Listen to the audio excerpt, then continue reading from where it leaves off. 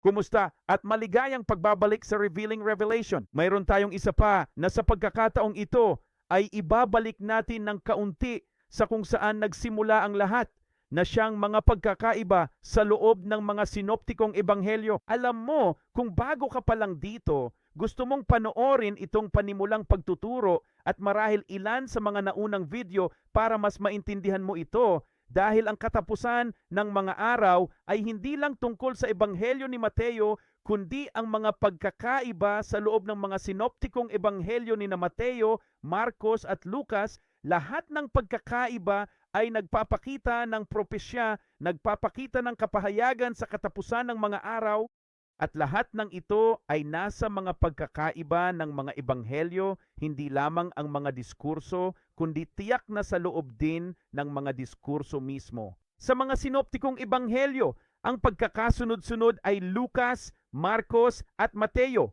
Ang unay magiging huli at ang huli magiging una. Kapag naunawaang ang mga pagkakaibang ito ay nagpapakita kay Lucas bago kay Marcos sa gitna at kay Mateo pagkatapos ng kabihasnan, mapagtatanto mong ang katapusan ay hindi 7 taon, kundi 14 na taon at ang bahaging nabanggit sa itaas. At bagamat ito si Pablo sa 2 Korinto Kabanata 12 nagsasabi sa atin ng mga pangyayaring naganap sa kanyang buhay, gaya ng lahat ng iba pang bagay sa kasulatan, ito ay propesya na nakasaad dito. May mga tali ito sa buong paligid. At nakikita mo ito rito mismo. Sinabi ni Pablo na may kilala siyang isang lalaki kay Kristo, mahigit 14 na taon na ang nakalilipas. Ang nasa itaas ay 50 araw na siyang diskurso ni Lucas na nagsisimula sa pre-trib. Kaya may 7 taon na tatak kay Marcos at 7 taon na trumpeta kay Mateo. Iyan ang nagaganap. Kaya't sinabi niya, may kilala akong isang lalaki kay Kristo mahigit 14 na taon na ang nakalilipas. Nariyan ang pag-agaw patungo sa 2 langit ang unang grupo. Tapos mayroon ka pang isa, parang yung una na dinala sa paraiso. Pagtanggap ito at sinabi niya, handa na akong pumunta sa inyo sa 2 pagkakataon. Sa pananaw ng huling panahon, ito ay pagkuha at pagbabalik, pre-trib, mid-trib, post-trib sa loob ng 50 araw na sinusundan ng 13 na taon na ipaliwanag na natin ang mga pagkakaibang ito sa mga sinoptikong ebanghelyo. Pero tandaan mo na kung hindi ko sasabihin kung anong kabanata ako, tumingin ka lang sa kanan dito at makikita mo. Natalakay na natin ang Lucas 21, Marcos 13 at Mateo 24. Paalala ito sa mga hindi pa nakapanood. Sa Lucas 21:27, makikita ang anak ng tao na dumarating sa ulap. Hindi ito pre-trib. Sa 8 araw matapos ang kasalan, bago ang tribulasyon, darating ang Panginoon sa ulap sakay ng puting kabayo sa loob ng 40 araw. Nasa isang nag-iisang ulap ito. Sa diskurso ni Marcos, makikita ang pagdating ng Panginoon. Darating ito pagkatapos ng unang 6 na taon sa simula ng 7 taon ng mga seal. At makikita ninyo ang anak ng tao na dumarating na nasa mga ulap. Maramihan. May dahilan ang mga pagkakaibang iyon. Sa diskurso ni Mateo, makikita agad pagkatapos ng kapighatian ng mga araw na iyon ang katapusan ng 13 taon. Ito ang pagbabalik ng Panginoon sa bundok ng mga olibo para simulan ang 14 na taon. Sinasabi rito, makikita ninyo ang anak ng tao na dumarating sa mga ulap ng langit. Ngayon, ang salitang sa diskurso ni Mateo ay hindi ang literal na sa Griego. Ang salitang 19 o siyam, ibig sabihin on. Ito ang mga pagkakaibang pinag-aaralan at pinapakita sa mga sinoptikong ebanghelyo para sa pahayag ng huling araw. At ipapakita ko sa iyo ang isa pa rito ngayon. Sa diskurso ni Lucas, ito lang ang lugar kung saan naganap ang kaganapan bago ang kapighatian sa isang talata.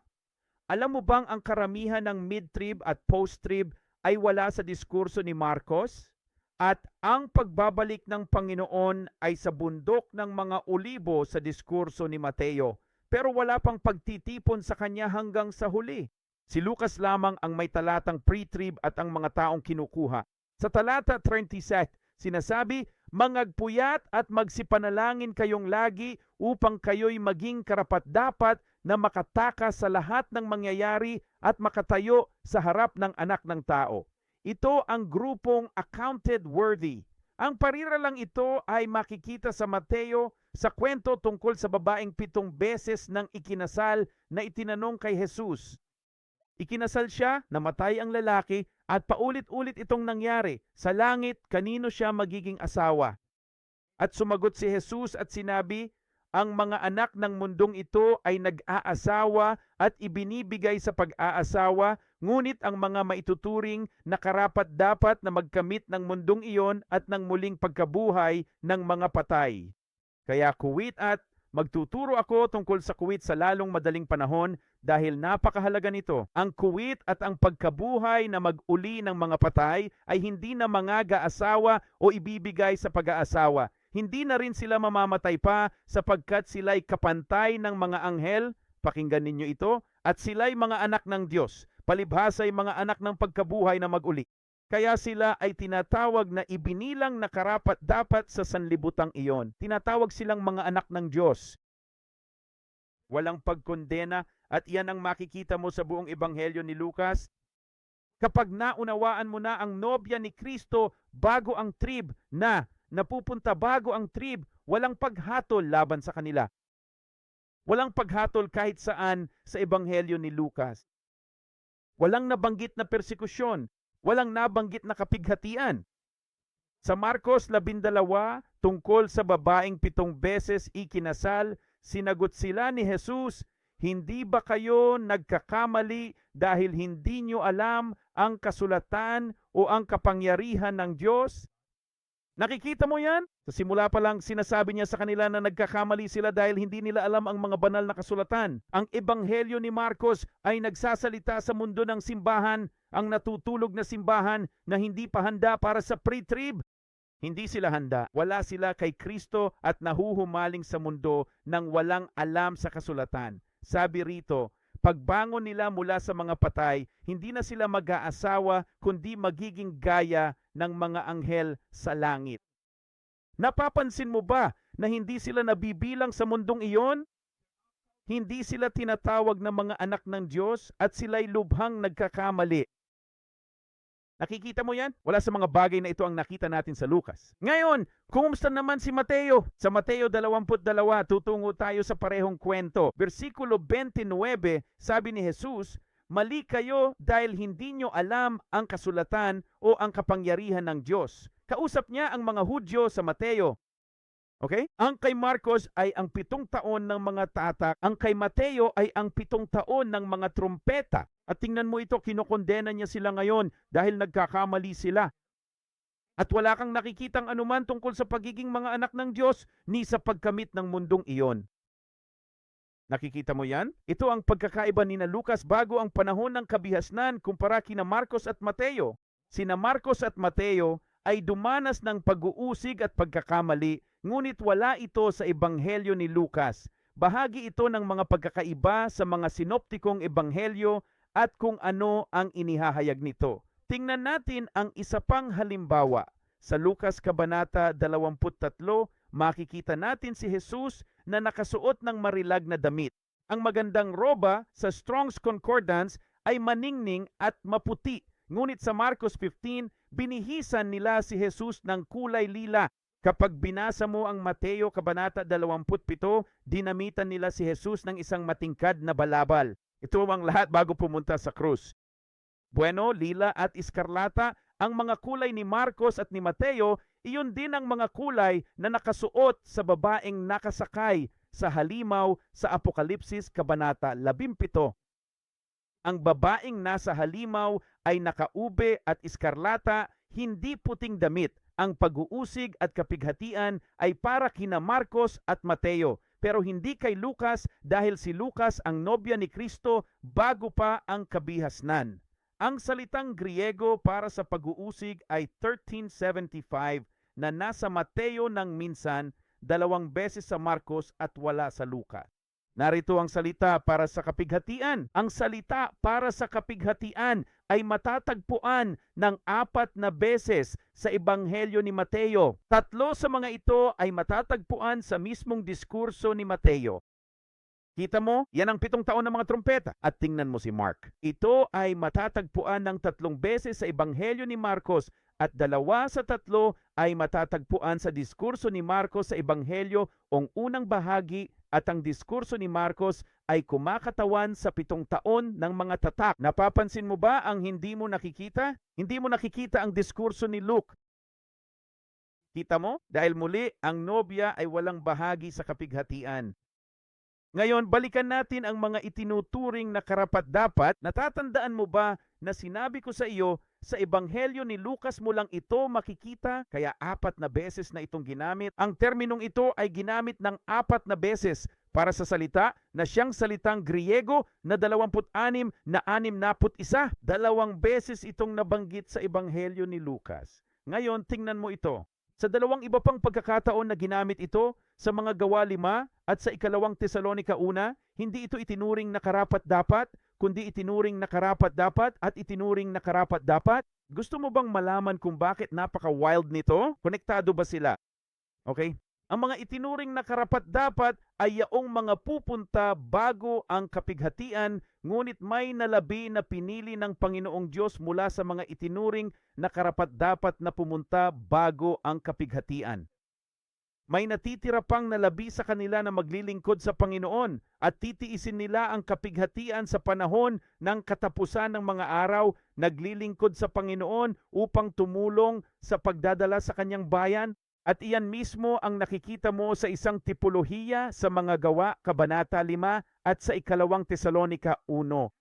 Sa mga Gawa 5:41, sinasabi nito, at sila'y nagsialis sa harapan ng konseho na natutuwa na sila'y nabilang na karapat-dapat na magtiis ng kahihiyan dahil sa kaniyang pangalan.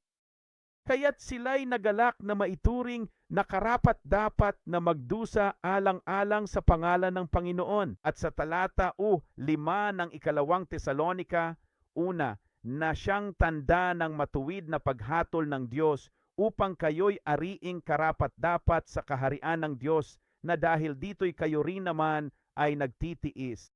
Pansinin mo na naghihirap ang 2 ito. Iyon ay dahil kung sino ang kanilang kinakatawan. Sa Lucas Kabanata 20, nang talakayin ko ang kuwit na ito at ituturo ko sa hinaharap, ito ay dahil isa itong paghihiwalay bilang karagdagan sa kaya't kayo ang itinuring na karapat-dapat na magtamo ng sanlibutang iyon. Ang mga iyon ay ang mga bago ang tribo at ang nalabi mula sa kanila na tinatawag na mga makikibahagi sa pagkabuhay na mag-uli ng mga patay, pawang mga anak ng Diyos. Panoorin kung ano ang mangyayari ngayon. Tandaan, ito ang mga magdurusa, hindi ang mga inaaring karapat-dapat, kundi ang mga makikibahagi sa pagkabuhay na mag-uli ng mga patay dahil nagdusa sila para sa Panginoon. Makikita natin ang mga ito sa Roma Kabanata 8. Sa mga taga-Roma Kabanata 8, sila na mayroong Espiritu ng Diyos, sila ang mga anak ng Diyos, sila ang mga tagapagmana ng Diyos, mga kasamang tagapagmana ni Kristo, kung tayo'y magtiis na kasama niya upang tayo'y luwalhatiing kasama niya. Ito ang grupong magsusuko ng kanilang mga leeg sa linyang mababasa natin sa simbahan ng Smyrna, yaong mga magdaranas ng kapighatian. Kita mo, ang grupo ni Lucas ay hindi dumanas ng kapighatian. Hindi ito nangangahulugan na ang mga tao ay hindi dumaranas ng pag-uusig at kapighatian sa kanilang buhay ngayon. Tungkol ito sa kaibahan ng ngayon at ng wakas. Ang grupo ni Lucas ay di dadaan sa pighati, pero may nalabing makikibahagi, nagbuwis ng buhay, at di madadaig ng 2 kamatayan. Ito ang mga nasa Apokalipsis Kabanata 20. Alam mo na mabubuhay muli mula sa mga patay. Sila ay nakikibahagi sa unang pagkabuhay na mag-uli. Sa mga ito, ang 2 kamatayan ay walang bahagi at sila'y maghahari at mamamahala kasama ni Kristo sa loob ng 1,000 taon. Iyan ang kanilang kaluwalhatian kasama ni Kristo gaya ng nakita natin para sa mga nagdusa kasama niya. Ito ay talagang hindi kapanipaniwala. Paalam muna,